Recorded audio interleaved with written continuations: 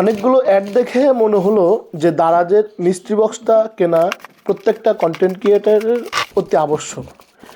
তাদের অ্যাড দেখে ওই রকমই মনে হয়েছে, তাই কিনে নিয়েছি 6টা মিস্ট্রি বক্স। কিনে অন্তত মনে হয়েছিল যে টাকা কিছুটা হলেও উসুল হবে।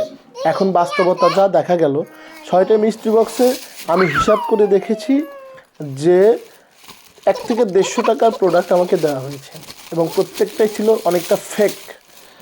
দারাজ এমনিতে আমার পছন্দ হয় না, তারপরেও বিশ্বাস করলাম। ওনাদের যে বক্সগুলো ওপেনিং দেখে মনে হচ্ছিল যে না, অন্তত একটা বক্সে তো ভালো পাবো। কিন্তু 6টা বক্স ওপেন করে আমি কি পেলাম? পেলাম একটা মেয়েদের পার্স, একটা মানি ব্যাগ, একটা মেহেদি, একটা চাবির রিং, আবার ওই যে গেম খেলার জন্য বুড়ো আঙ্গুলে কী যেন পড়ে সেটাও দিয়েছে, সাথে একটা মোবাইল স্ট্যান্ড 20 টাকা দামের। এই তো এইটাই এরকম কিছু পেলাম। আসলে আমার কাছে আবারও মনে হয়েছে যারা চূড়ান্ত ধরনের ধান্দাবাজ, একে অ্যাভয়েড করা আমাদের নৈতিক দায়িত্ব।